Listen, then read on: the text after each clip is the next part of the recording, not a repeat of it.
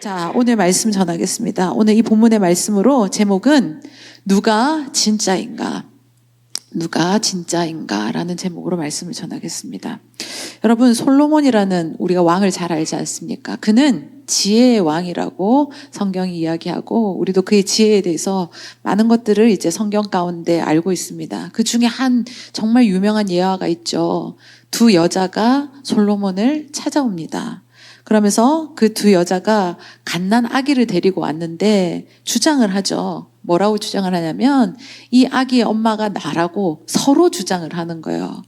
아기가 한 명이 이제 있는데 그 엄마는 분명히 한 사람에게서 태어났을 텐데 지금 두 여자가 자기가 그 아이의 엄마라고 막 주장을 한다는 거죠.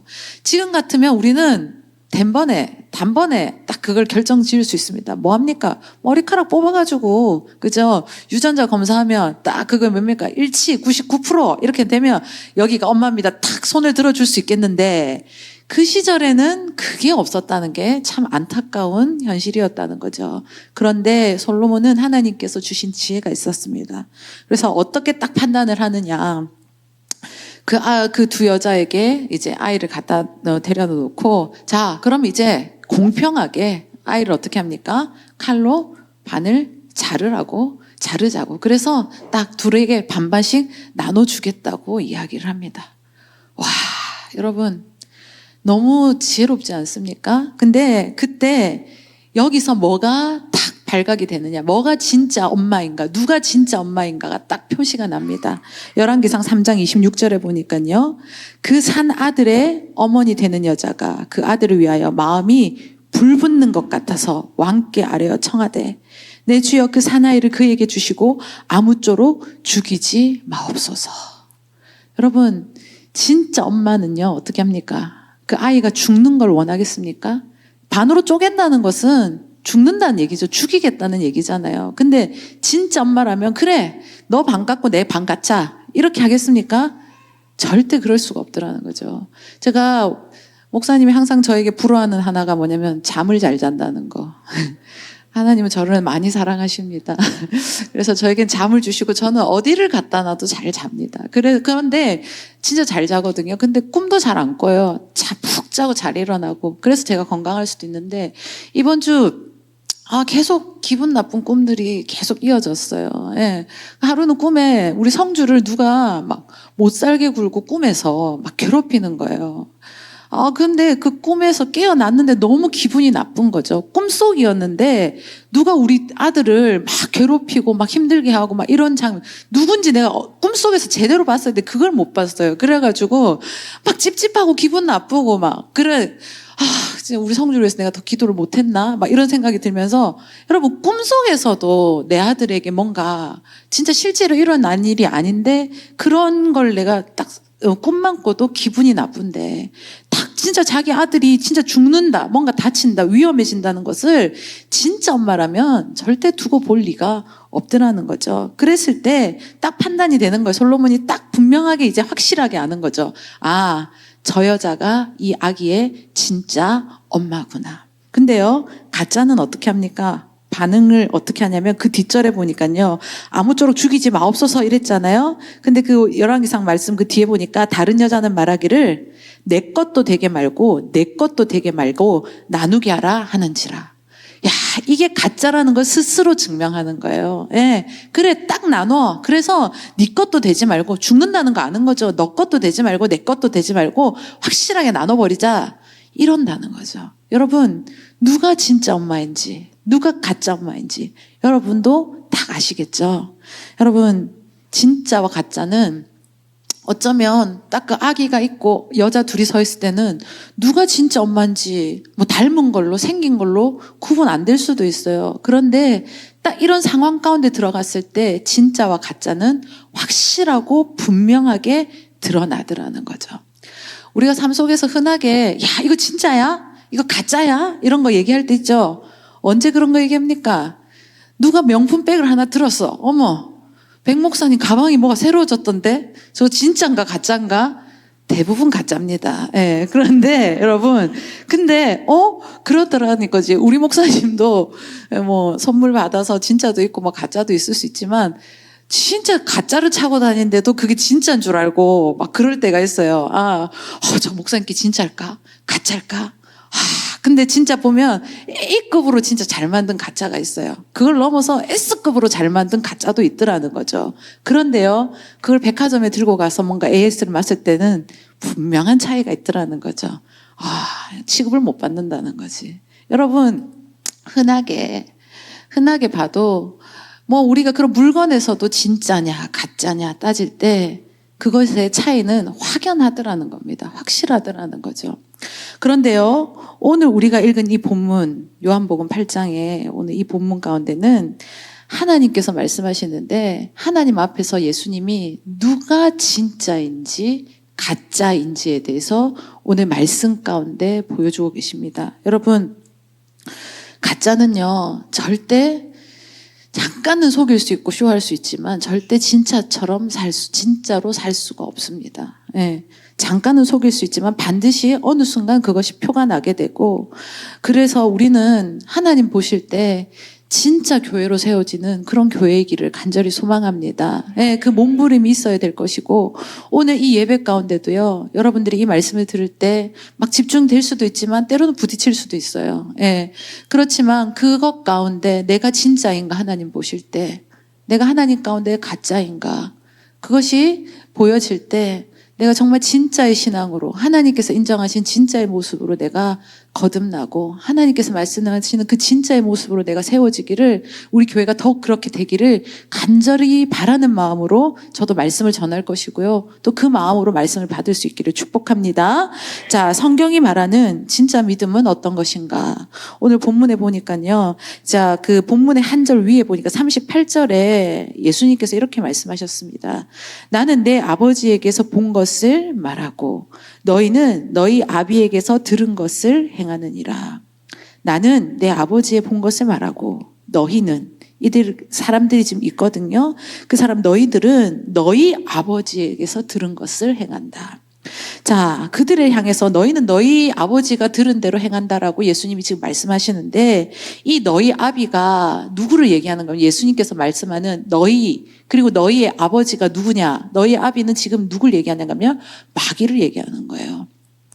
44절을 보면, 44절을 잠깐 보면 너희는 너희 아비 마귀에게서 났으니. 그죠? 그러니까 이들이 지금 누구에게서 났다고 얘기하냐면 마귀에게서 났다고 얘기를 하는 거예요. 그런데 우리가 읽은 오늘 39절을 보니까 그들이 예수님의 이 말을 듣자마자 반박합니다. 39절에 보니까 대답하여 이르되 우리 아버지는 아브라함이라 하니 예수께서 이르시되. 자, 그들이 주장합니다. 우리 아버지가 누구라는 거예요? 우리의 믿음의 조상은 누구다? 아브라함이라고 지금 이야기를 하는 거죠. 오늘날로 다시 말을 바꿔서 얘기를 해보면 지금 딱 그러면 너 지금 하나님 자식 아니야. 하나님 자녀 아니야. 지금 너는 마귀의 자녀야. 이런 얘기를 들었을 때 무슨 소리야. 우리 아버지가 아브라함인데. 이렇게 얘기하는 게 뭐냐면, 내가 정말 하나님 잘 믿는 사람인데, 내가 교인인데, 내가 교회를 몇 대째 다녔는데 우리 아버지가 누군지 알아? 우리 아버지 믿음이 어떤 줄 알아? 이런 이야기를 막 주님 앞에서 지금 반박하고 있는 장면이라는 거죠. 그걸 막 주장하고 있는 거죠. 왜 이렇게 주장할까요? 이 사람들은 자기가 그렇다고 믿고 있기 때문인 거죠. 예수님이 볼 때는 아닌데 자기가 생각할 때 내 믿음은, 내 신앙은, 나의 그 믿음의 연조는 그렇지 않다라고 지금 이야기를 하는 거예요. 그죠? 나는 한 번도 다른 종교를 가졌던 적도 없고 내가 엉터리라고 생각했던 적이 한 번도 없다라고 이들은 생각하고 그렇게 주장을 하고 있더라는 겁니다. 그랬을 때 예수님은 무엇이라고 얘기하냐면 39절 하반절에 보니까 예수께서 이르시되 너희가 아브라함의 자손이면 아브라함이 행한 일들을 할 것이거늘. 그러니까 예수님께서 딱 말씀하여 주시는 거예요. 네가 진짜 아브라함의 자손이라면 어떻게 할 것이냐? 아브라함이 했던 대로 너희도 할 것이다 라고 얘기를 하고 계신다는 거죠. 자, 진짜 믿음은 무엇이냐? 오늘 이 말씀 가운데 나옵니다. 진짜 믿음은 무엇이냐? 말씀대로 행한다는 거예요. 아브라함의 자손이면 아브라함이 행한 일들을 할 것이거늘. 그러니까 이들이요, 이때까지 해왔던, 지금 예수님과 논쟁하는 이 대상 있잖아요. 그들이 했던 그 규칙적인 행동들을 봤을 때 그들은 과거부터 현재까지 한 번도 아브라함의 자손인 것처럼 아브라함의 자손의 모양으로 살았던 적이 없다는 것에 대해서 예수님은 지적하고 계십니다. 여러분, 진짜라면, 주님은 진짜라면 어떻게 해야 되냐? 진짜답게 살고 있어야 된다는 것에 대해서 말씀하고 계신다는 거예요. 야고보서 2장 17절 말씀에 이와 같이 행함이 없는 믿음은 그 자체가 죽은 것이라. 믿는다는 것은 우리가 주장하고 말로써 입술로만 하는 것이 아니라 어디까지 이어지는 것이냐면 우리 삶까지 이어지는 것에 대해서 분명하게 성경은 말씀하고 계신다. 여러분, 오늘 새벽에도 제가 출애굽기 말씀을 전하면서 기도에 대한 부분이었습니다. 분향단에 대해서 얘기할 때 그 분향단에 향기를 올려드는 거 하나님 앞에 우리 성도의 기도다. 그런데요, 아무리 기도를 많이 해도 하나님 듣지 않는다고 했어요. 뭐냐면 기도, 그 분향단을 항상 그것을 준비하고 아침 저녁으로 챙길 때 보면 항상 등불도 같이 하라고 했거든요. 근데 그 등불은 무엇이었냐면 성도의 행실이라 그랬어요. 성도의 삶이라 그랬어요.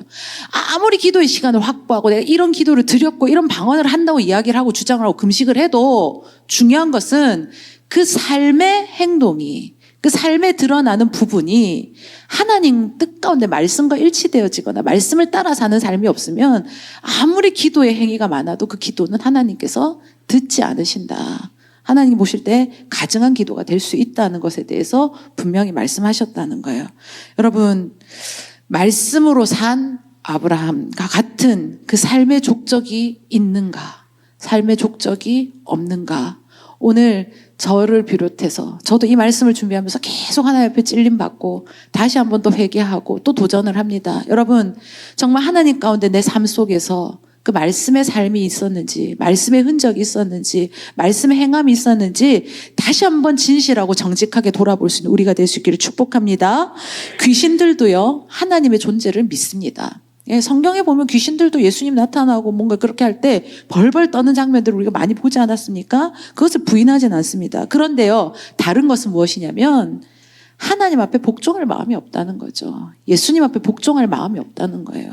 예, 그 말은 무엇이냐? 말씀대로 살아갈 생각이 없다라는 거예요. 하나님의 존재를 아는 것, 하나님의 존재를 인식하는 것, 그 존재를 믿는 것은 우리가 정말 참 믿음이라고 할 수 없습니다. 진짜 참 믿음은 무엇이냐? 내가 그분을 믿기 때문에, 그분을 인식하기 때문에, 그분을 의지하기 때문에 어떻게 하느냐? 그분의 백성답게 살아가는 것이 무엇이냐? 참된 믿음이고 진짜 믿음이라는 것을 성경은 이야기를 하고 계신다는 거예요. 마태복음 7장 21절의 말씀에 마태복음 7장 21절 같이 한번 읽어볼까요? 시작. 나더러 주여 주여 하는 자마다 자 천국에 들어갈 것이 아니요 다만 하늘에 계신 내 아버지의 뜻대로 행하는 자라야 들어가느니라. 아멘. 여러분, 오늘 이 말씀이 진짜 우리 심령에 새겨질 수 있기를 축복합니다. 아까도 우리 주여 주여 주여 삼창하고 기도하지 않았습니까? 그렇죠. 하나님을 찾는 자들이라는 거죠. 그런데 그것도 있어야 되지만 그것으로만 되지 않는다는 거예요. 오늘 분명히 마태복음 7장에 말씀했습니다. 우리 방금 읽었죠. 다만 하늘에 계신 내 아버지의 뜻대로 행하는 자라야, 그죠? 하나님의 뜻 가운데 하나님 나라에 들어갈 수 있게 된다. 여러분, 하나님 나라, 우리가 그것이 최종의 목적 아닙니까? 우리가 이 땅에 살고 있지만 우리의 목적은 하나님이고, 그죠? 하나님 뜻 가운데 하나님 자녀로서 하나님 나라에 들어 하나님을 만나는 것. 여러분, 그 마무리 가운데 그 마지막에 하나님이 나를 모른다면 어떡할 것일 겁니까? 정말 그거 두려운 일 아닙니까? 저희 아버님이요, 목회를 40년 하셨던 목사님이시지 않습니까? 저희 시아버님이. 그런데도 지금도 성경을 그렇게, 목사님이니까 당연한 것 같이 보여도 또 당연하지 않을 수 있는데, 하여튼 말씀을 그렇게 열심히 읽으시면서, 진짜 너무 요즘에 내가 하나님 앞에 내가 천국 가기를 정말 마지막 그 기도를 열심히 한다라고 얘기를 하시는 거예요. 아니, 목사님이 무슨 그런 기도를 하나, 이렇게 생각할 수도 있죠. 아니라는 거예요.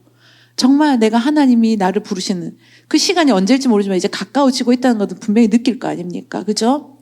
그랬을 때 내가 목회를 어떻게 했고 누구를 어떻게 섬겼고 내가 교회를 어떻게 건축을, 우리 아버님은 교회를 10개를 넘게 건축을 했대요. 얼마나 수고가 많았겠습니까? 근데 그게 아니라 내가 이랬습니다 하나님 앞에 주장할 게 아니라 하나님이 보실 때 그래 안 목사야. 그래 부르시겠죠. 그랬을 때 네가 정말 나의 자녀이구나. 네가 나의 백성이구나. 내가 너를 안겠다. 그 천국에서 하나님 나를 맞아주시기를 정말 지금도 기도하고 계시는 첫 번째 기도 제목이 그거라는 거예요. 여러분, 내 믿음이요, 내가 주장하는 것이 아니라 우리 삶 가운데 반드시 있어야 될 것이 무엇이냐. 내 말씀이, 하나님의 말씀이 내 말씀이 되어지고, 하나님의 말씀이 내 말씀으로 들리고, 하나님의 말씀이 내 삶의 흔적으로 드러나는 그 삶의 순종이 있는가를 다시 한번 돌아볼 수 있는 우리 모두가 될 수 있기를 축복합니다. 그런데 이들은요, 전혀 이게 없는데, 전혀 예수님이 보실 때 중요한 판단은 누가 하는 겁니까? 예수님이 하시는 거잖아요. 아무리 우리가 판단하는데 소용없어요. 우리가 너 믿음 좋아, 너 믿음 괜찮아, 우리가 하는 말은 소용없어요. 하나님께서 인정하셔야 되는데, 예수님이 볼 때 지금 그들은 진짜라고, 내가 아브라함의 후예고 아브라함이 내 조상이라고 막 주장을 하지만 예수님이 볼 때 그게 아니라니 이건 끝난 거지 않겠습니까? 여러분, 전혀 아브라함같이 살지 않는데 내가 아브라함의 믿음을 가졌다라고 주장하는 거, 이것만큼 어리석은 모습이었고 정말 안타까운 일이 없다는 거, 우리 다시 한 번 더 내 삶을 돌아볼 수 있는 그런 믿음의 자들 될 수 있기를 축복합니다. 그러면서 40절에 보니까요, 예수님께서 계속 말씀을 주십니다. 40절에 지금 하나님께 들은 진리를 너희에게 말한 사람인 나를 죽이려 하는도다. 아브라함은 이렇게 하지 아니하였느니라. 보면요, 이렇게 진리 가운데, 생명 가운데 없는 사람들의 특징이 있습니다. 특징이 뭐냐면 그 진리를 전하잖아요. 그러면 그것에 대해서 받아들이는 게 아니라 그것을 견디지를 못해요. 말씀을 전해보면 알아요. 말씀이 확 들어가는 사람, 이게 뭐 여러분들은 뭐 아실지 모르겠지만 그런 게 있어요. 영적으로 하나님의 말씀을 확 이렇게 받고 하나님께서 그 흡수시키게 하시는 사람도 있지만, 보면 그 말씀이 계속 튕겨나가는, 말씀을 받지 못하고 그것에 대해서 도전하는 그런 영혼들도 있어요. 예, 안타깝지만 있습니다. 그러면 진짜를 전하면요, 그걸 힘들어하는 거예요. 견디지를 못해요. 그런데요, 그냥 뭐 편안하게 그냥 가짜 복음 정하면 어떠면 그거 전혀 꺼리끼지 않아요. 전혀 그런 거에 부딪힘이 없어요. 편안하죠, 오히려.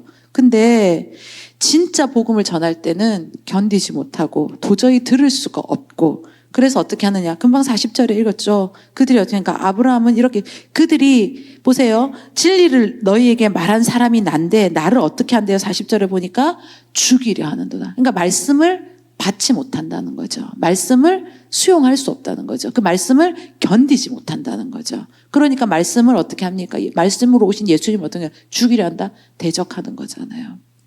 이런 증상이 나타난다는 거예요. 여러분, 진짜 복음이 전해졌을 때 진짜들의 반응은 어떻게 하느냐? 하나님 말씀 가운데 나를 굴복하죠. 내가 깨어지고 회개하고, 그리고 그 말씀 가운데 정말 주님의 주되심을 인정하고 주님을 나의 주님으로 영접하고. 여러분, 요즘 우리 재단에서 선포되어지는 담임 목사님의 말씀들이, 목사님이 항상 몸부림치는 그거 하나는 전 인정합니다. 그냥 말씀의 소재를 가지고 하는 게 아니라 그 주에 하나님께서 그때에 필요한 말씀을 받아서 전달하는 그 몸부림이 진짜 크거든요. 그럴 때 요즘 말씀들이 어떻습니까? 조금 쉽지는 않지 않습니까? 솔직히 지난주도 진짜 부흥이 무엇인가, 우리는 생각했던 부흥의 그런 힘이 있었잖아요. 우리가 알았던, 느꼈던 부흥이 있었잖아요. 근데 진짜 부흥은 어쩌면 거꾸로 가는 것을 얘기하는 것처럼 들렸었어요. 더 순결해야 되고 더 정결해야 되고 우리가 하나님 뜻 가운데 거룩해야 된다. 그리고 갈망, 오늘 제가 말씀을 전하지만 이전에 계속적으로 요즘 시리즈가 돼서 나오는 말씀들이 뭡니까? 물질에 관한 말씀들이 나오잖아요. 그게 너무나도 어쩌면 우리에게 정말 필요한 말씀이면서도 어떻게 하냐, 다들 그 마음 가운데 보이지 않는 부딪힘들이 있었을 거라는 거죠. 근데 그때 반응들이 솔직히 어떠하셨습니까? 한 자매의 고백을 들은 적이 있어요. 보니까 그래, 아니야, 근데 내 상황은 이렇지, 내가 이런 형편에서 그런데 어떻게 하느냐? 그래, 그렇지만 하나님이 옳으시다. 결국은 하나님 말씀이 맞는 것이다. 어떻게 하느냐? 나를 굴복시키더라는 거죠. 진짜의 반응은 이런 겁니다. 여러분, 하나님의 말씀이 나를 살리는 말씀으로 들리는 그 영적인 귀가 열릴 수 있기를 축복합니다. 그런 말씀을 전하는 메시지가 돼야 될 것이 분명한 것이고, 또 그것이 분명하다면 듣는 자들도 분명해야 되는 거예요. 뭐가 분명해야 될까요? 나를 살리기 위한 하나님의 말씀이시구나. 몸에 암덩어리가 있어. 좋지 않은 질병, 고름덩어리들이 있어. 여러분, 내 몸의 일부라고 그것을 끝까지 안고 가시겠습니까?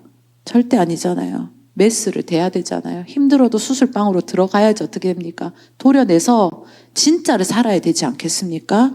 여러분, 진짜의 삶은 생명 가운데 우리에게 말씀으로 정말 우리에게 때로는 찔리는 말씀, 정말 때로는 버거운 말씀으로 들릴지라도 내가 어떤 영적인 반응으로 하나님 앞에 엎드릴 때 그 말씀이 살아서 역사하는가는 오늘 여러분의 선택 가운데, 여러분의 반응 가운데 있다는 것을 기억하시고 하나님 말씀 가운데 진리 가운데 반응할 수 있는 우리가 될 수 있기를 축복합니다. 가짜는요 절대 말씀을 받아들이지 못합니다. 도리어 강력하게 거부하고 반박합니다. 진리에 반응하는 것이 아니라 반응해야 돼 맞는 것인데 반응하지 못하고 오히려 어떻게 하느냐, 다른 주장을 펼칩니다. 그러면서 그것에 대해서 나의 그 모든 것들을 포장하려고 얼마나 애를 쓰고 노력하는지 모릅니다. 여러분, 주님의 말씀 가운데 내가 굴복되기를, 그러니까 어떤 말씀이 선포될지라도 그 말씀 가운데 내가 무릎 꿇는 자 되기를 간절히 깨어 기도하는 우리 모두가 될 수 있기를 축복합니다. 그러면서 40절 하반절에 보니까 아브라함은 이렇게 하지 아니하였느니라. 그러니까 아브라함에 대해서 그 아브라함의 하나님 앞에 주어진 그 말씀 가운데 그 행동, 그의 반응에 대해서 계속 얘기를 하는 거예요. 아브라함은 어떻게 했느냐? 주님께서 주신 말씀 가운데 이들처럼 죽이려고 덤볐느냐? 반박했느냐? 그러지 않았다는 거죠. 하나님께서 주신 말씀은 내 감정, 내 욕심, 내 상황에 따라서 반응하는 것이 아니라 어떻게 하냐? 그냥 하나님 주신 말씀으로서 난 어떻게 하느냐? 행동하는 거죠. 그 주님의 말씀 가운데 난 어떻게 하냐? 반응하는 거죠. 그 말씀이 이렇게 하라 하시면 하는 거고, 말씀이 하지 말라 하면 난 거기서 멈추는 것이 아브라함의 반응이었다는 거예요. 여러분, 정말 주님 앞에 우리가 주님을 어떻게 감히 대적할 수가 있겠습니까? 근데 그런 게 보일 때가 있어요, 영적으로. 말씀 앞에 굴복하고 내가 쓰러지고 내가 엎어져야 될 때 분명함에도 불구하고 말씀을 대적하고. 근데 왜 그럴까 생각을 해보면 진짜 주님을 아직 모르는 거죠. 그러니까 그런 행동들을 하는 거예요. 진짜 주님을 아직 만나지 못해서 그렇게 당돌한 행동들을 나도 모르게 서슴없이 하게 되는 거죠. 성경에 보면요, 사도 바울이라는 인물이 나오지 않습니까? 신약에 보면 그를 빼놓고 이야기할 수 없습니다. 그런데 그가 원래 그렇게 하나님 앞에 신실한 자였느냐? 근데 처음부터는 그렇지 않았다는 거예요. 그가 어떻게 합니까? 그가 예수 믿는 자들 핍박하는데 누구보다도 앞선 자였고 누구보다도 열정을 쏟았고 모든 시간과 에너지를 썼던 자가 바로 사도 바울이었습니다. 근데 왜 그랬을까? 그는 그때 주님을 만나지 못했다는 거죠. 주님을 알지 못했기 때문에 그런 모습들이 있었다는 거예요. 그가 다메섹으로 막 달려갑니다. 또 복음 전한다는 소식이 들리니까 그것을 회방하고 깨뜨리려고 그것에 열정을 다해서 달려가다가 누가 그를 만나 주시냐면 하나님께서 그를 만지십니다. 그를 만나 주십니다. 여러분, 중동의 그 뜨거운 햇볕, 정말 그 뜨거운 태양 아래서 더 크신 분을, 더 뜨거운 태양을 만나는 거예요. 하나님을 만나게 되죠. 그랬을 때 그는 그의 모든 것들이 박살나는 순간을 경험하게 됩니다. 그랬을 때 그는 깨닫죠. 나는 내가 진짜라고 생각하고, 그래서 열심을 내고 최선을 다하고 시간을 들이고 물질을 들이고 이렇게 다 했는데, 내가 생각했던 진짜가 아니었구나, 내가 가짜였구나에 대해서 확실하게 깨닫고 그는 어떻게 합니까? 주님 앞에 온전히 굴복을 합니다. 그랬을 때 진짜 주님을 만나게 돼서 어떻게 합니까? 이제 진짜의 삶을 살아가는 사람으로서 변화되어지죠. 그래서 복음을 전하고 진리를 전하고, 그랬을 때 자기가 했던 그 모든 것들이 어떻게 합니까? 이전에 했던 그 모습들이 자기가 진리를 전할 때 자기가 얻는 어려움으로써 맞닥뜨리는 순간들도 반드시 있었을 거라는 거죠. 여러분, 우리가요, 정말 하나님의 진리 가운데 하나님께서 우리를 이렇게 바울과 같이, 사울과 같이 영적인 기회를 주실 때가 있어요. 그때 우리가 해야 될 일은 무엇이냐? 하나님 앞에 회개해야 됩니다. 네, 이것 말고는 할 수 있는 게 없어요. 하나님 앞에 확실하게 엎드려야 되고, 내가 가짜였다는 사실을 깊이 절감하고, 그리고 참 생명을 얻기 위해서 주님 앞에 두 손 들고 엎드리고 나아갈 때, 항복할 때 어떻게 합니까? 하나님께서 그의 삶을 바꾸시지 않습니까? 그의 인생의 길을 하나님께서 생명의 길로, 진짜의 길로, 네가 열정냈던 그것이 잘못됐던 하나님께서 깨우쳐 주실 때 그 길을 열어주시지 않습니까? 그런데요, 이들은 계속 죽이려고, 예수님을 죽이려고 달라듭니다. 근데 왜 그러냐? 이들은 분명한 것은, 계속 이런 반응이 나타난다는 것은 가짜는요, 진리 앞에, 진짜 앞에서 견디지 못한다. 그러니까 진짜는 진짜에게 전해지면 진짜인 사람들에게, 진짜인 믿음에게 진짜를 전해보면 어떻게 하냐면 오히려 깊어지는 거죠. 더 하나님 가운데 그 하나님의 말씀을 품게 되고 그 안으로 들어가지만, 그렇지 못한 가짜들은 어떻게 되냐, 하나님 앞에서 대적하고 이렇게 뭡니까, 예수님을 죽이는 이런 자들의 모습들로 내 심령에서 반응하게 된다. 그러면서 41절에 보니까 너희는 너희 아비가 행한 일들을 하는도다. 마귀잖아요. 너희 아버지가. 그죠? 그러니까 이 마귀가 하던 행동, 그죠? 이것을 어떻게 하냐, 계속적으로 반복해가지고 계속 이것이 또 답습되어지고 또 답습되어지고 계속 이것이 뭡니까? 그 삶의 습관이 되어지는 거죠. 그러면서 그 행위 자체가 얘기하는 거예요. 내가 가짜이구나 라는 것을 증명하고 있다. 이렇게 말씀하니 뭐라고 이들이 반박합니까? 41절 뒤에 보니까 대답하되 우리가 음란한 데서 나지 아니하였고 아버지는 한 분뿐이시니 곧 하나님이시로다. 이게 그들은 이야기하는 거예요. 너 예수님께서 이렇게 막 강하게 얘기하시니까 우리는 마귀의 것이 아닙니다. 그죠? 하나님을 아버지로 믿고 하나님의 자녀로서 우리는 살았습니다. 당당하게 주장합니다. 그죠? 근데 마귀 짓을 하면서도요, 그런 게 있어요. 마귀의 사람이 아니라고 주장하는데, 가짜가 아니라 난 진짜라고 주장을 하는데, 근데 교회 안에서 그런 사명감으로 사는, 사람들이 있더라는 거죠. 그런데 주님은 계속해서 분명하고 선명하게 얘기하십니다. 네가 하는 것은 너희 아버지, 네 아비, 그 마귀가 했던 일을 네가 계속하고 있다. 하나님의 자녀가 완벽하게 산다는 얘기는 아닙니다. 진짜라고 완벽하게 살았으면 좋겠지만 때론 실수하고 넘어지고 약함이 있습니다. 그런데요, 그때 범죄하고 넘어질 때도 있지만 근데 하나님은 그걸 그냥 내버려두시지 않아요. 예, 기회를 주신다는 거예요. 보면 다윗도 실수가 있었던 사람이지 않습니까? 성경에 보면 다윗이 완벽했던 인물이 아니에요. 그 연약함이 성경에 보면 순간순간 얼마나 많이 드러나 있는지 모릅니다. 그렇지만 그때마다 하나님께서 말씀 가운데 선지자를 보내거나 상황 가운데 그를 깨닫게 하시거나 그랬을 때 어떻게 합니까? 그는 돌이키죠. 회복하죠. 예, 그 진짜의 반응으로 나아갑니다. 그런데 안타까운 것은 가짜도 있잖아요. 하나님께서 처음부터 그렇게 두시진 않았을 건데 분명히 기회를 주셨는데 나중에는 어떻게 되느냐? 그냥 내버려 두신다는 거예요. 이게 제일 무서운 거예요. 제일 안타까운 거예요. 그냥 손을 놔버린다는 거죠.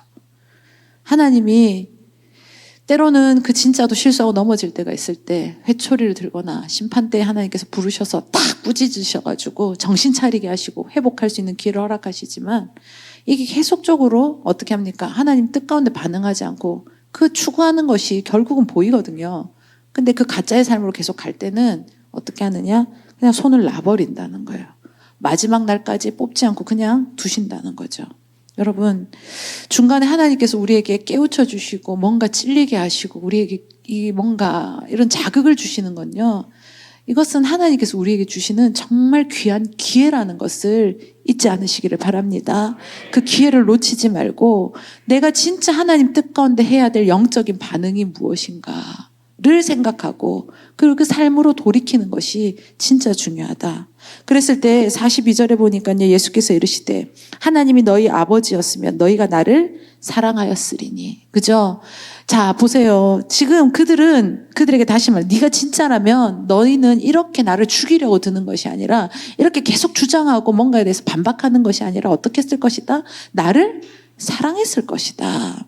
42절 하반절을 계속 읽어보면요, 사랑해. 이는 내가 하나님께로부터 나왔음이라. 나는 스스로 온 것이 아니오 아버지께서 나를 보내신 것이니라. 그러니까 예수님의 대답을 이렇게 보면요, 너네가 나를 사랑할 수밖에, 너네가 진짜라면 이렇게 반박하고 나를 죽이려고 들고 이런 게 아니라 오히려 어떻게 하냐? 나를 사랑할 수밖에 없고, 사랑하는 것이 뭘까요? 내 말을 지키게 된다는 거죠. 여러분, 진짜 주님을 사랑하는 사람은 어떤 사람이냐? 말씀대로 살려고 몸부림치는, 그리고 말씀대로 사는 그 흔적이 있는 사람이 진짜 주님을 사랑하는 사람이라는 것을 기억하기를 바랍니다. 요한복음 14장 24절 말씀, 14장 24절 말씀 한번 볼까요? 같이 한번 읽어봅시다. 시작. 나를 사랑하지 아니하는 자는 내 말을 지키지 아니하나니 너희가 듣는 말은 내 말이 아니요 나를 보내신 아버지의 말씀이다. 아멘. 그 윗절에 보면 21절에 보면요. 나의 계명을 지키는 자라야 나를 사랑한다라고 얘기를 합니다. 그러면서 23절에 보니까 예수께서 대답하여 이르시되 사람이 나를 사랑하면 어떻게 하냐? 내 말을 지킬 것이다. 예. 그러면서 24절 나를 사랑하지 아니하는 자는 어떻게 하냐? 내 말을 지키지 아니하니 너희가 듣는 말은 내 말이 아니요 나를 보내신 아버지의 말씀이니라. 그러니까 보세요. 말씀대로 살지 못하는 우리의 상황과 여러 가지 이유가 있는 것 같이 보이지만 결론적으로 말씀을 드리면 말씀대로 살지 않는 것은 주님을 사랑하지 않기 때문에 그렇다는 거예요. 우리 성경은 분명하게 내가 이런 상황이에요. 네, 이런 처지예요. 이런 뭐 감정이에요. 뭐 이런 것들을 수없이 얘기할 수 있습니다. 수없이 얘기합니다 또. 그런데 중요한 것은 진짜 우리가요. 주님 말씀대로 살지 못하는 것은 그 상황과 처지와 감정이 아니라 내가 하나님을 사랑하지 않기 때문에 그렇게 나간다는 거예요. 여러분 사랑해 보셨지 않습니까? 아무도 또 이렇게 우리 교회는 맨날 사랑 안 하고 사는 사람처럼 왜 그러지? 여러분 그래도 옛날 한번 추억을 해보면 다 있잖아요. 사랑하면 내가 사랑하는 그 대상의 말이 어떻습니까? 내 귀에만 확성기처럼 들려요. 옛날에 좋아했던 교회 오빠들 있죠. 예, 그 오빠가 지나가다 난 뭐가 이거 좋더라고. 저 오빠가 그걸 좋아한다고? 그죠? 또 나만 그런 거예요? 그러면서 어머 그러면 그걸 어떻게 저 오빠가 그걸 좋아하는데 난 어떻게 해야 될까? 예. 그 우리 교회 뭐 예쁜 여동생이, 난 이게 좋더라. 이러면, 저 아이가, 저렇게 사랑스러운 아이가 또 저걸 좋아한다고? 어떻게 합니까? 기억하잖아요. 들리잖아요. 어떻게 합니까? 그거를 해주고 싶은 거야. 지켜주고 싶은 거야. 실행하고 싶은 거야. 여러분, 우리가 주님을 사랑하잖아요. 우리가 하나님을 사랑한다고 주장하는 게 아니라 진짜 하나님을 사랑하잖아요. 하나님의 말씀이 정말 내 안에 들리게 되고 그 말씀이 어떻게 됩니까? 어떻게 해서든 실천하고 싶어지는 거예요. 그쵸? 내가 자녀를 사랑하니 그냥 뭘 해도 아낌없이 주고 싶고, 그죠? 없어서 못 주는 것이지 다 해주고 싶고 막 그렇잖아요. 사랑하면 그런 거라는 거예요. 다 뭔가를 이렇게 해주고 싶은데 우리가 진짜 하나님을 사랑하는 자이라면 그의 말씀 가운데 어떻게 하느냐? 내가 그 말씀이 내 삶에 정말 몸부림치고 그 말씀으로 살아가려고 그 말씀이 새겨지고 그 말씀이 기억나고 내가 기억해야지가 아니라 그냥 생각나는 거죠. 그 말씀이 계속 떠오르는 거죠. 내 마음속에 계속 울림을 주는 거죠. 여러분 정말 주님을 사랑하는 자로서 정말 그 삶 가운데 하나님의 사랑의 그 흔적들이 말씀의 순종 가운데 나타날 수 있는 우리 모두가 될 수 있기를 축복합니다. 여러분 우리가 주님을 사랑하는 그 사랑이요 무너지면 결론적으로 우리 삶도 무너질 수밖에 없다는 거예요. 내가 하나님을 지금도 정말 그 처음 마음처럼 내가 그 첫사랑의 회복이 아직도 여전히 흐트러지지 않고 그 마음으로 주님 앞에 사랑하는 마음으로 살아가고 있는가. 베드로가요 예수님을 참 사랑했던 제자이지만 그게 한번 무너진 적이 있잖아요. 그쵸? 그가 두려움에 쌓이고 그죠? 그가 막 엄습하는 그런 그 분위기 가운데 그래서 예수님을 모른다고 부인하는 자이지 않습니까? 그랬을 때 3번이나 부인했던 그 베드로에게 누가 다시 찾아가시냐면 예수님이 찾아가 주십니다. 그랬을 때 부활하신 예수님께서 베드로를 만나서 네가 나를 사랑하느냐? 한번 물으셨죠. 또 물으셔요. 네가 나를 사랑하느냐? 또 한 번 물으세요. 네가 나를 사랑하느냐? 예수님은 베드로가 3번 부인한 것처럼 3번 물으시는 거예요. 그러면서 네가 나를 사랑하느냐? 베드로가 어떻게 합니까? 주님, 제가 주님을 사랑합니다. 그 안에 그 사랑이 회복되어집니다.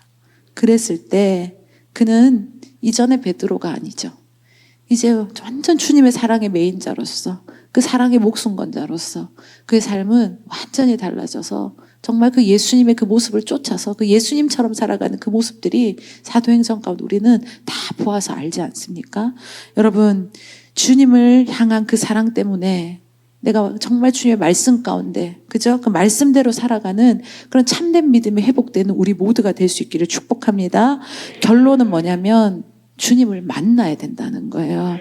말씀대로 행하는데 이렇게 행해서 뭐 체크리스트로 체크하는 게 아니라 이게 자연스러워지는 것은 내가 주님을 만날 때 이 모든 것들은 자연스러워질 수밖에 없다는 거.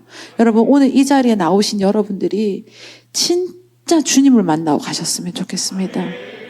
진짜 주님을 만나서 때로는 사도 바울과 같이 나의 이 부분이 가짜였구나. 나의 이 모습이 진짜가 아니었구나. 베드로와 같이 또 나의 그 사랑이 식어졌을 때 또 주님이 나를 만나주시고 또 그럴 때 내 안에 그 뜨거움들이 회복되어서 말씀으로 살아가는 베드로가 되는 것처럼 오늘 이 시간 가운데 정말 주님을 만나고 그 사랑이 회복되어지고 그래서 내 삶 속에 그 말씀의 흔적들이 더 깊이 새겨질 수 있는 우리 모두가 될 수 있기를 축복합니다. 자, 말씀으로 사는 자가 진짜라는 거면 또 두 번째 뭐냐면 말씀대로 듣는 사람이 하나님의 진짜의 사람이라는 거예요. 43절에 보니까요. 자, 예수님께서 이렇게 말씀하십니다. 어찌하여 내 말을 깨닫지 못하느냐. 예수님께서 계속 말씀하여 주시잖아요. 이 사람들과도 지금 대화 중이시기도 하고 또 이전에도 말씀을 전하셨고 계속 말씀을 전하셨던 예수님이 그죠? 그런데 어찌하여 너희가 이 말씀을 깨닫지 못하느냐라고 안타까워하며 말씀을 하십니다. 왜 이런 말씀을 하고 계실까? 만약에 그 사람들이 진짜라면요. 오늘 예수님과 대화하는 이렇게 논쟁하는 이 사람들이 진짜라면은 그 주님의 말씀, 그 예수님의 말씀이 어떠냐? 들린다는 거예요. 왜 그럴까요? 왜 들리게 될까요? 만약에 그들이 진짜였다면 성령께서 그 시간 함께 하시거든요.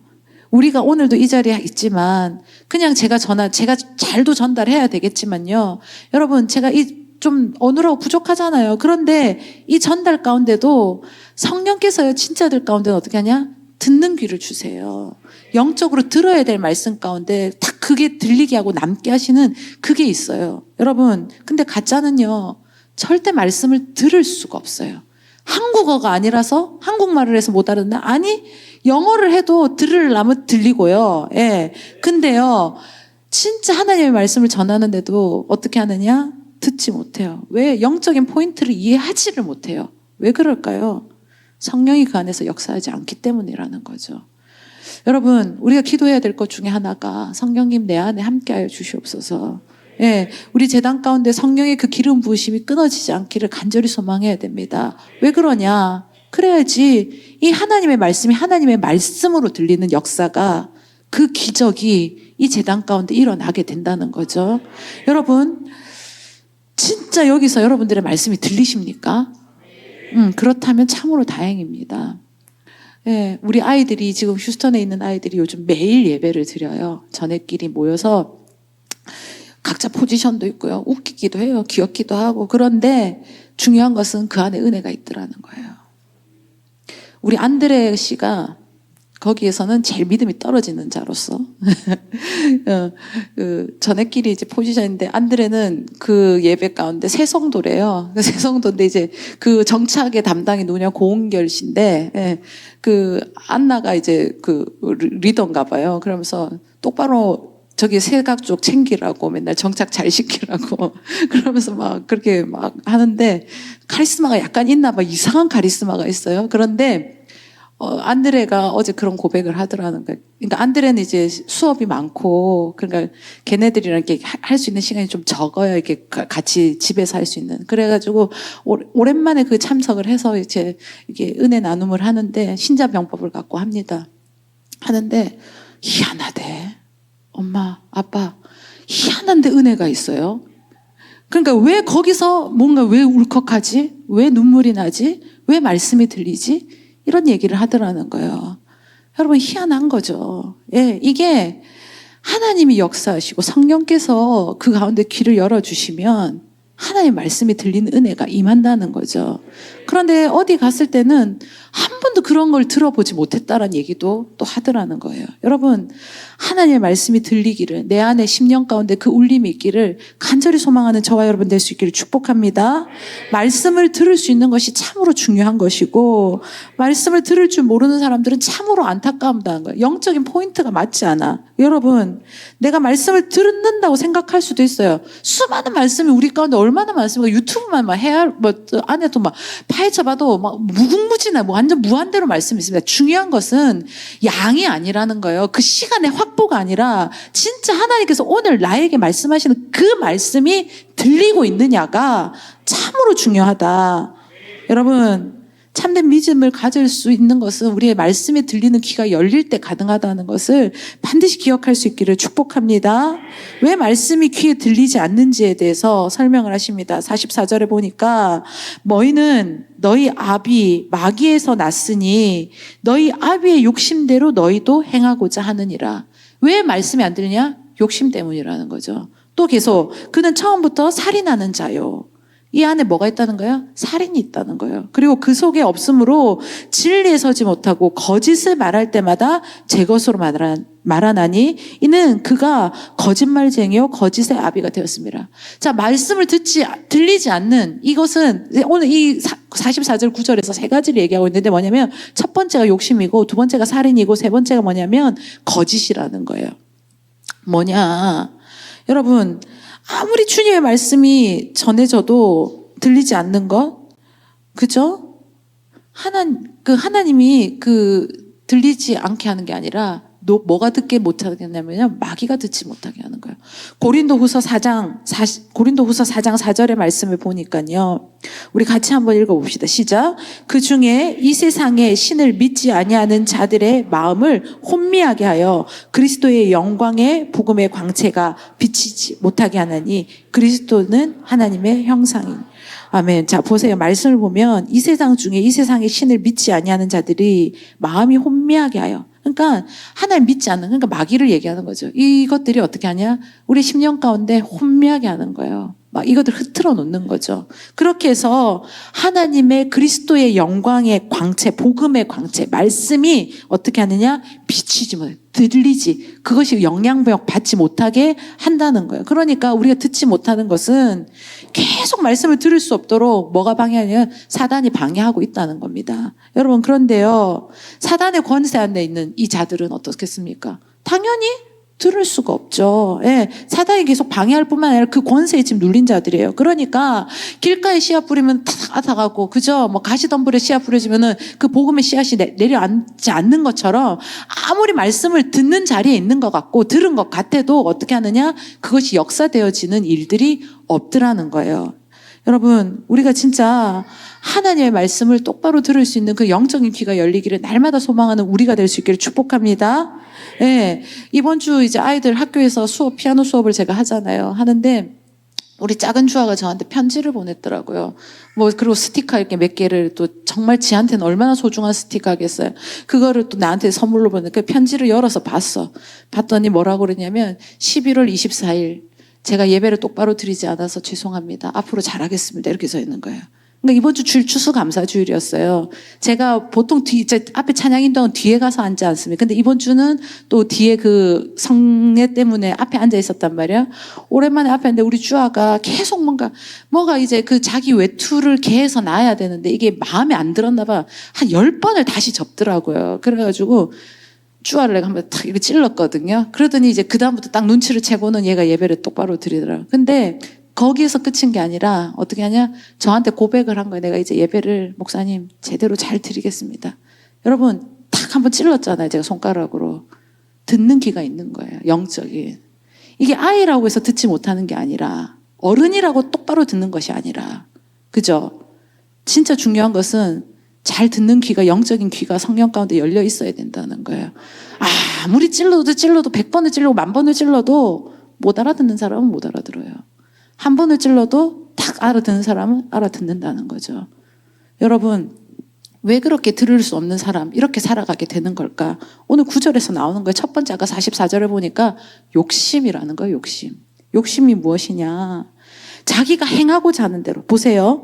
자, 44절, 너희는 너희 아비 마귀에서 났으니 너희 아비의 욕심대로 너희도 행하고자 하느니라. 자기가 원하는 대로, 내 뜻대로, 내가 하고 싶은 대로 어떻게 하는 거냐? 그것을 향해서 적극적으로 달려간다는 것을 이야기하고 계시는 거예요. 그러니까 마귀의 권세 가운데 결박되어 있는 사람은 그 마귀의 욕망, 그 인간적인 욕망, 세상적인 욕망, 이거 채우기 위해서 어떻게 하느냐? 열심히 달려가는 그런 삶을 산다는 거죠. 그러니까 어떻게 합니까? 그걸 끊어보지 못하니까 계속 어떻게 합니까? 말씀이 들리는 방향이 아닌 거죠. 반대의 방향이야.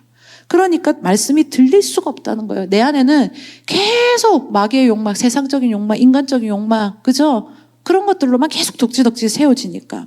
그런데 여러분, 우리 안에 보면 처음부터 다 우리 안에 선한 욕심이 있었던가 선한 욕구가 있었던가 안 그럴 수도 있어요. 그런데 말씀이 들리잖아요. 그러면 어떻게 합니까? 말씀이 내 안에 자극을 주잖아요. 근데 이것들 가운데 내가 계속 사모함으로 나아가다 보면 이런 욕구가 나중에 어떻게 해야 바뀌는 거예요. 선한 하나님의 욕구로, 거룩한 욕구로, 그렇죠? 그런 욕심으로 바뀌어지는 거죠. 여러분, 하나님을 만난 사람은 변할 수밖에 없습니다. 진짜 주님을 만난 사람은 변화의 삶을 살아갈 수밖에 없습니다.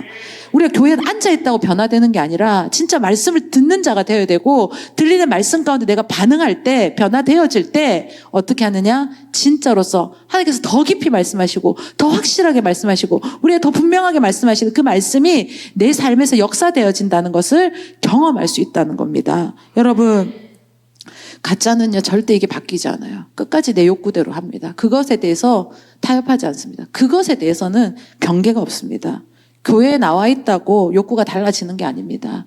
우리 안에 말씀 가운데 그 선한 욕구로 하나님의 거룩한 욕심으로 변화되어지고 그런 그 말씀이 들리는 내 삶이 되기를 날마다 갈망하고 기도하는 우리가 될 수 있기를 축복합니다. 여러분, 이 말씀 너무 잘 알지 않습니까? 마귀는요, 삼킬 자를 막 찾아다닌다고 그렇게 얘기하지 않습니까? 그 삼킬 자가 어떤 사람일까요? 이 욕망이 바뀌지 않는 사람이라는 거예요. 그런 사람들은 마귀가 볼 때 쉬운 사람입니다. 아, 저거 건드리면 되겠구나. 욕망이 아직도 그대로 있구나. 아직도 그게 살아있구나. 그것에 타협이 없구나. 그런 사람들 결국 마귀한테 붙들리게 되고 그 욕망을 따라서, 그 더러운 욕망을 따라서 계속적으로 살겠죠. 그래서 살면 어떻게 될까요? 결론은 비참하게 되는 거예요. 안타까워지는 거죠. 본인만 그렇게 될까요? 주변까지도 영향을 미쳐요. 여러분, 진짜 중요한 거 아까도 강조하지만 말씀대로 행하는 거, 말씀을 듣는 거, 결론은 뭐냐면 주님을 만나야 된다는 겁니다. 주님을 만나면 달라질 수밖에 없어요. 너 이렇게 변화돼야지 막 강요해서가 아니라 그냥 자연스러워지는 거예요. 한 번에 쉽진 않겠지만 내가 몸부림치는 거죠. 내 옛 습관들이 쉽게 끊어지겠습니까? 참 그게 한 번에 되면 얼마나 좋겠어요. 그렇지만 계속적으로 거룩한 훈련을 또 하고 또 하고 또 해야 돼요. 그러다 보면 결국은 어떻게 되냐? 떨어져 나가게 됩니다. 그리고 내 삶의 영적인 체질은 어떻게 되냐? 이전에는 내가 원하는 대로만 쫓아갔던 사람이었다면 이제 아니에요. 하나님의 선하신 뜻이 무엇인가? 하나님의 원하심이 무엇인가? 그분의 이야기하심이 무엇인가? 들리게 되고 그리고 들리는 대로 어떻게 되냐? 행동하게 되겠죠. 여러분, 그런 가운데 또 경험하게 되는 놀라운 것은 뭐냐면 그런 10년 가운데, 그런 삶 가운데 하나님의 능력을 경험하게 되는 거예요. 내가 갑자기 장착되는 게 아니라 그 과정 중에 이건 내 능력이 아닌데 하나님께서 도우시는구나. 하나님께서 함께 하시는구나. 하나님께서 부으시는구나를 체험하게 된다는 거죠. 그러니 이 영적인 체질이 바뀌기 시작하고 진짜 변화되어지면 그 방향으로 밖에 갈 수 없고 하나님께서 뭔가 말씀하여 주시고 그것이 들리기를 얼마나 기대하고 소망하고 그것에 대해서 내가 거부하는 것이 아니라 내가 더 듣지 못한 건 없었을까? 그런 갈망하는 정말 아름다운 모습들이 생겨나게 되는 거예요. 왜냐하면 그 영적인 경험이 너무 귀하거든요. 예, 그건 누구와도 어떻게 대신 경험해 줄 수 없고 나만이 경험할 수 있는 일이거든요. 여러분, 그런 영적인 경험이, 그 영적인 체질의 변화가 우리 속해 있는 정말 귀한 믿음의 자녀들 가운데 그리고 가정들 가운데 우리 교회 가운데 정말 체득화될 수 있기를 축복합니다. 그래서 진짜 그리스도인이 되는 거예요. 오늘 또 하나 더 얘기를 뭐 하냐면 왜 이들이 욕심, 그죠? 두 번째 뭐냐면 살인이라는 거예요. 성경에는 우리가 읽은 성경의 44절 보니까 그는 처음부터 뭐 한 자예요? 살인한 자라는 거예요. 살인이 아니라 아예 살인한 자라고 말을 합니다. 여러분, 성경에 나오는 첫 번째 살인자가 누구입니까? 가인이었지 않습니까? 가인이요, 동생 아벨을 죽인 사건이지 않습니까? 근데 가인이 볼 때 막 그 안에 미움이 막 올라오잖아요. 그죠? 근데 보면 그것이요, 단순히 그 사람이 미워서가 아니라 그 배후에는 뭐가 있냐면 그 영적인 충동이 있는 거예요. 누구의 충동이 있냐면 마귀가 그를 계속 충동질하는 거예요. 마귀가 계속 그 충동질을 하니까 어때? 내가 계속 그 충동을 받는 거야. 그러다 보니까 그걸 이겨내지 못하고 결국은 어떻게 하냐? 그 동생을 죽이는 데까지 이르게 된다는 거죠. 여러분, 우리가요 진짜 사람을 죽이는 일만 안 하는 게 아니라 하면 안 되죠. 반드시 그런 일은 있으면 안 되겠죠. 그런데 영적인 살인도 마찬가지인 거예요. 영적인 살인도. 주님은 형제를 미워하는 자마다 살인이라고 예수님께서는 그렇게 말씀하셨습니다. 왜 하나님을 믿는 사람들 이렇게 잘 모여 있는데 이 안에서 미워할까? 서로? 다 사랑하셨습니까? 한 사람도 미워한 적 없습니까? 저는 있었는데, 네, 솔직하게 너무 힘들고 막 괴로운 적 있었는데, 그런데요, 그 인간이 그 사람이 참 미운 짓을 해서 그런 걸까요? 그렇기도 하겠죠. 와, 왜 저렇게 행동할까? 왜 저렇게 할까? 근데 아니라는 거예요. 그 배후의 역사에는 마귀가 있는 거예요. 마귀한테 어쩌면 제가 놀아난 거죠. 예. 그런 충동질 가운데 그런 것들, 그런 마음에 계속 나를 노출시키고 그런 것들을 내가 곱씹고 묵상하고 그러다 보면 어떻게 하냐? 내 스스로 충동을 받는 거죠. 그런 것에. 예수님께서 베드로에게 말씀하셨습니다. 누가복음 22장 31절에 보니까 시몬아 시몬아 보라 사탄이 너희를 밀 까부르듯 하려고 요구하였으나 사탄이요 밀 까부르듯 하려고 요구했대요. 밀을 까부르는 것 이게 뭘까요? 우리 농사 저는 그런 건 잘 모르지만 그런 장면을 TV에서 보거나 지나가면서 본 적은 있던 것 같아요. 채 이런 거 있잖아요. 이렇게 흔드는 거예요. 이렇게 해서 고르잖아요. 그죠? 예. 그게 이제 흔들려져 바람이 이제 날려 보내는 거잖아요. 마귀가요, 이제 예수님 볼 때 베드로를 흔드는 거지. 예. 그러니까 예수님께서 확실한 경고의 말씀을 주시는 거예요. 너 그것에 이렇게 흔들리면 안 된다. 너 계속 그 충동질에 계속 너를 노출하면 된다? 안 된다는 것에 대해서 말씀하고 계시는 거예요.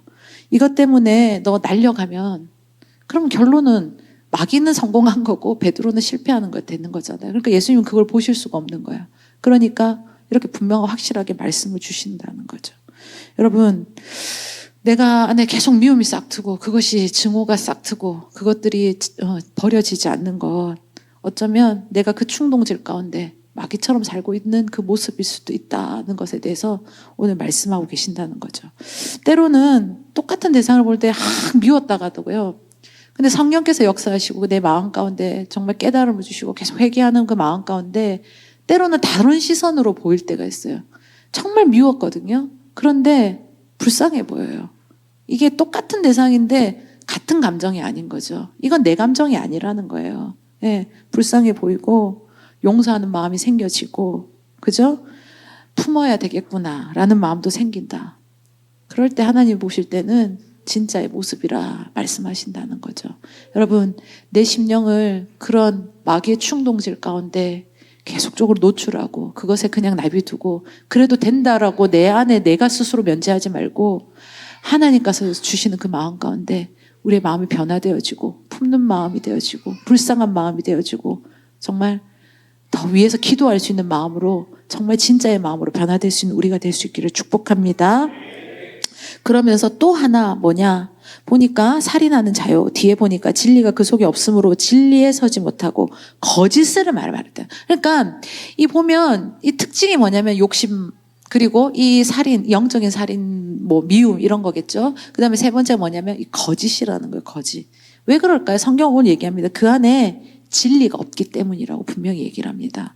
진리가 없으니까 진리를 거부하는 존재가 누구냐면 마귀잖아요. 진리를 받아들이지 않고 그것에 대적하는 게 마귀인데 그 속에는 진리가 없잖아요. 그러니까 진리 가운데 설 수가 있겠습니까? 설 수가 없다는 거죠. 그러니까 어떻게 합니까? 진리가 설 수 없으니 진리를 따라서 살아간다는 것은 가당치도 않고 가능하지도 않은 일이라는 거죠. 그러니까 거짓으로 진리의 반대가 뭐예요? 거짓이잖아요. 그냥 거짓의 존재로서 살아갈 수밖에 없는 것이 가짜의 모습들이라는 것을 오늘 성경은 이야기를 하고 있다는 거예요. 그러면서 거짓을 얘기하지만 그 안에 또 뭐가 있냐면 자기 것이 있는 거예요. 그러면서 말을 들어보면 그 사람의 본능이 보여요. 그가 진짜 원하는 게 뭔지를 알 수가 있대요. 그러니까 깊이 잠깐 이렇게 그냥 스몰 토크하고 이럴 때는 몰라. 근데 깊이 뭔가에 대해서 이야기해보고 뭔가 또 일을 하다가 그 대화를 하는 중에 깨닫게 될 때가 있어요. 아, 이 사람이 성령의 사람이구나. 아니면 이 사람이 마귀의 사람이구나를 딱 판단되어지고 보여질 때가 있더라는 거예요. 여러분, 마귀는요, 거짓으로 계속 위장해야지 내가 안전하다고 이야기를 합니다. 그리고 내가 사실이 뭔가 드러나면 죽는다라고 생각을 합니다. 그런데요, 우리는요, 진실 가운데, 진리 가운데 우리를 드러내고 그것 가운데 우리가 정말 내 자신을 비추어 보는 그것이 있을 때 결국은 살아남는 그 생명이 되어지고 살아가는 길이 정말 확실한 길이 그때 보인다는 것을 기억할 수 있기를 바랍니다. 예, 마귀의 특징은 세 가지라는 거예요. 욕심, 그죠? 미움, 살인, 그 다음에 세 번째 뭡니까? 이 거짓. 예.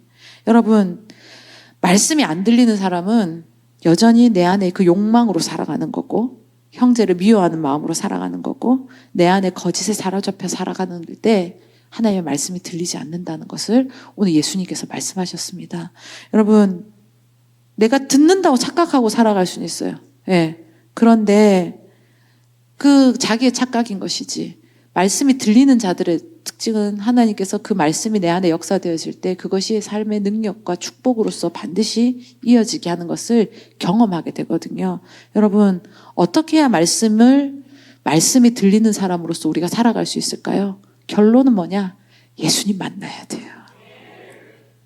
예수님 만나면 말씀이 들리게 되고, 그 말씀이 들릴 때 이전에 내 삶을 생각하게 되고, 내가 가졌던 욕심이 그때는 이게 잘하는 거라고 생각했고, 이게 최선이라고 생각했고, 이게 정말 옳은 일이라고 생각했지만 아니었구나 깨달아지게 되어지고, 그리고 내 안에 정말 이렇게 하는 것이 당연하고 마땅한 거고 나의 정당한 방위라고 생각했던 그 모습들이 어떻게 되냐?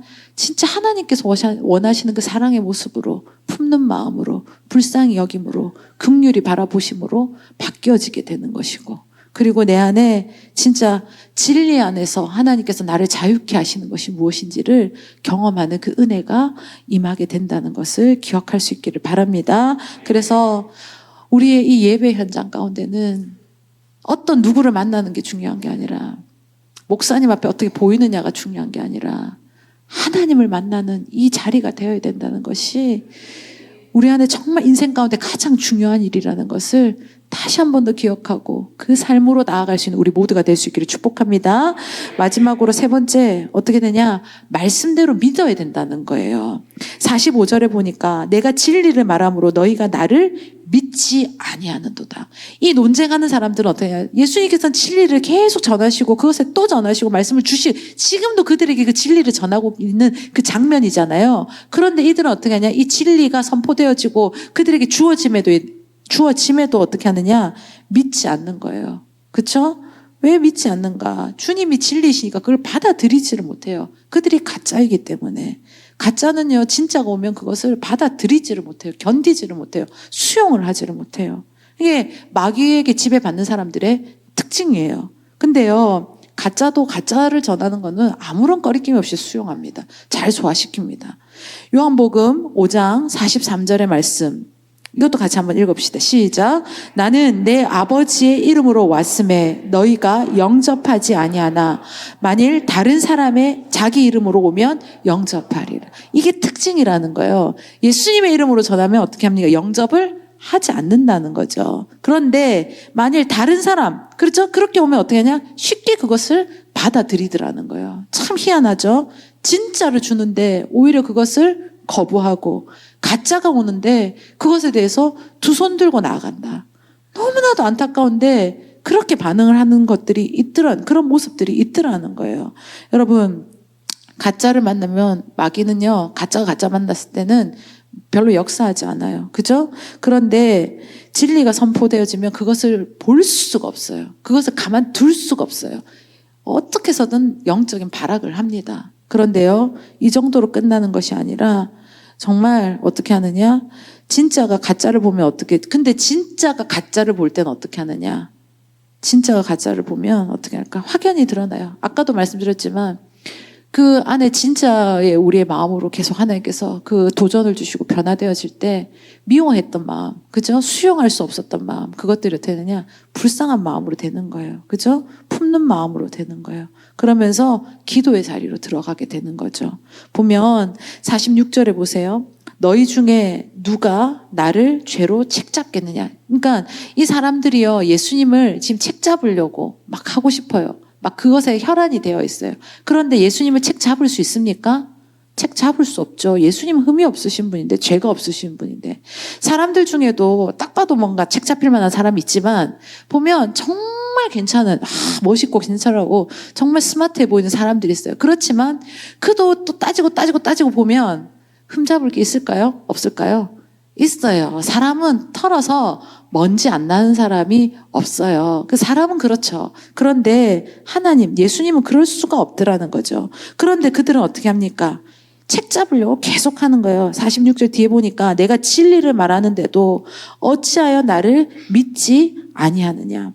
계속 진짜를 얘기하시는 거. 근데요, 이들도 실은요, 알아요. 이게 진리라는 거, 이게 진짜라는 것에 대해서 알고 있어요. 그런데 어떻게 하느냐? 그것에 대해서 인정하고 싶지 않은 거예요. 네, 인정하고 싶지 않고 끝까지 뭐 하고 싶은 거냐면 내가 맞다라고 우기고 싶은 거죠. 그랬을 때 이들의 진짜 반응은 어디에서 나타나냐면 오늘 우리가 읽은 건 47절까지인데 그 뒤에 48절을 보면요. 나중에 이들이 예수님에게 뭐라고 얘기하냐면 48절 볼까요? 유대인들이 대답하여 이르되 우리가 너를 사마리아 사람이라 또는 귀신 들렸다 하는 말이 옳지 아니하냐.